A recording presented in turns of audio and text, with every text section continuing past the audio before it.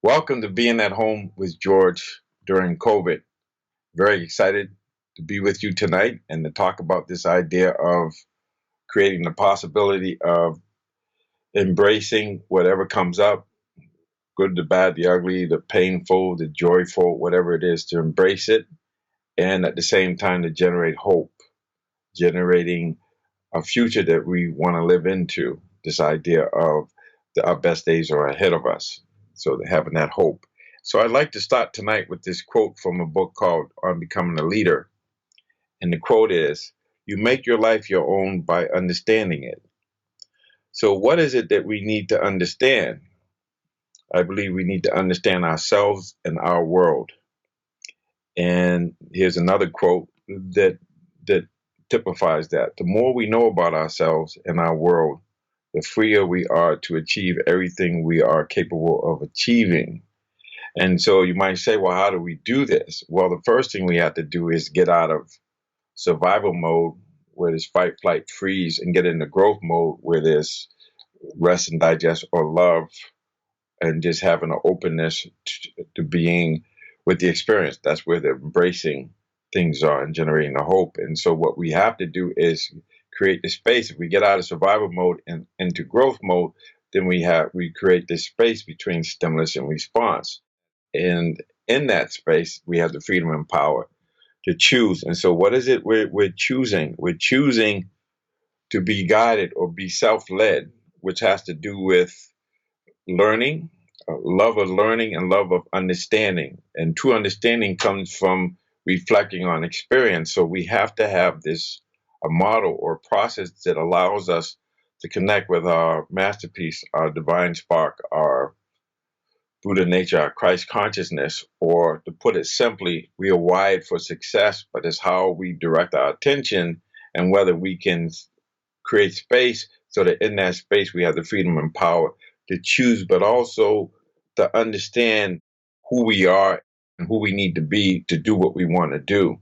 And a lot of my teachings, I talk about the four A's.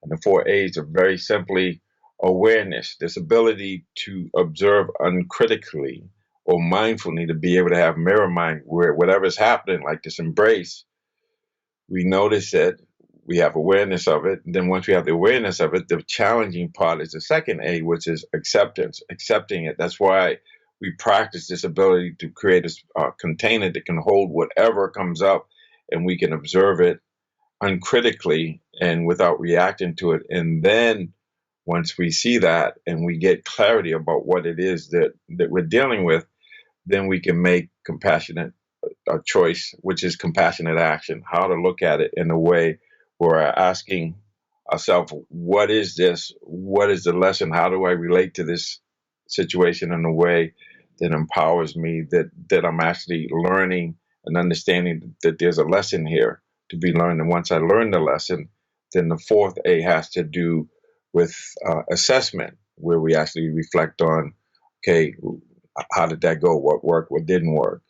And then how do we get what didn't work? So in this time of COVID, every situation that comes up that I have to deal with, there's always this question of what is it, and creating that space so that I can observe it and get clarity about the diagnosis of what it is that I'm dealing with. And then once I get that diagnosis, then I can do the compassionate action. It'll be pretty obvious what needs to happen. And so when I think about when I'm interacting, so I had this experience the other day where my neighbor has a Tesla, one of these electric cars. And so he says, hey, George, and I'm vaccinated. We're both vaccinated and we wore masks and we're in the car and he says, well, I want you to take it on the highway. So we go on the highway and we're driving it. And his car has this self-drive feature on it. So we literally were on a highway and we put it in a self-drive and the car is driving and it's turning a curve and it's part of me is not wanting to let go of that control, and I'm seeing it go that way and I'm just kind of nervous. And so as we're driving and we're going along and all of a sudden this big truck just swerves into the lane and I just swerve out of harm's way and without losing control of the car, and I'm back there. And he says, "Oh man, he said you have great reflexes." I said, "I don't know about the reflexes. I just know I had the awareness." And when I accepted the fact that the truck was coming, this happened momentarily. And you'd say my reptilian brain, which we need, my instinct just took me out of harm's way. So it was the awareness of it and then the acceptance of it, not thinking, well, should I move or not, but just seeing it and moving. And the compassionate action was to get out of the way. And then the assessment was afterwards like, wow, that's what happens when I'm in the moment and I'm able to just create enough space. And in that time, that little space might be milliseconds, but there was enough space for me not to react, but to respond, stay in love or growth mode, and just be able to get out of the way. And then once we got out of the way and we drove, and then we got home, and he lives across the street from me, and he parked his car. And I reflected on it afterwards, and I realized that I wonder if he didn't see me because the car, it's an electric car, didn't make any noise. Not really sure what happened, but I do know that this ability to really understand who I am and understand the universe, like understanding on a highway, especially 128, and here in the Massachusetts, that you got to be on the defense. And so this idea of understanding that I have to understand myself and know that I've done this training where I'm able to slow down and then make choices in that space between stimulus and response that can be life altering and life saving. That when that happens, so that's just one thing, and it came out of nowhere, like it was this blindsided. It just came, but it was this awareness, the acceptance of it, then the compassionate action of moving away, and then assessing what happened and being able to understand. Okay, we're good, and let's keep it moving. And so that's just one thing. But how many encounters do we have every day where something happens? Can we create space where we can ask ourselves, in this space, can I be loving? Because that's what guides me, to be loving with a warrior spirit, with a serving and compassionate heart, pursuing excellence and wisdom with grace and ease. So that seems like a lot, but that's kind of my credo. That's kind of the guiding ideas that I go by. And to be loving means that once I did that, I didn't have to give the guy sign language like the finger or make him wrong or anything. It was like, okay, just get out of the way and just keep moving. And, we're safe. And so every day we have these interactions. It could be with a loved one. It could be with ourselves, where we might be unforgiving or we might be critical. Can we, even when that happens, can we accept it, embrace it, and say, yeah, I have to accept it.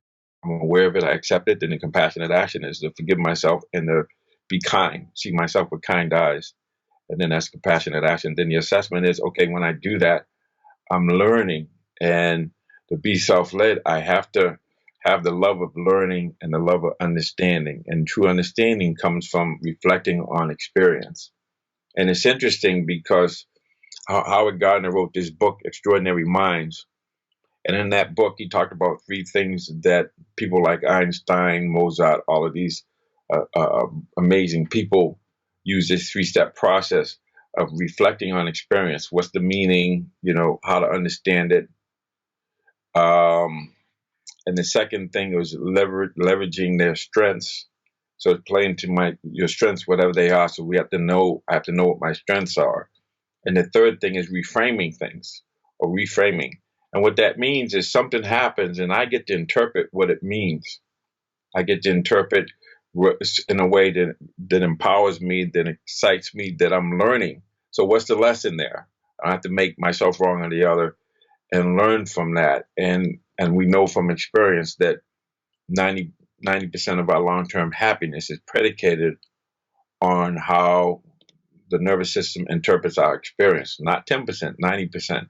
So what that says is by learning and understanding myself in the world that I live in, then I can relate to it in a way where I stay empowered to make the right choice and to see things in a way that I'm learning and growing and evolving, and that I am indeed making my life my own just by understanding it.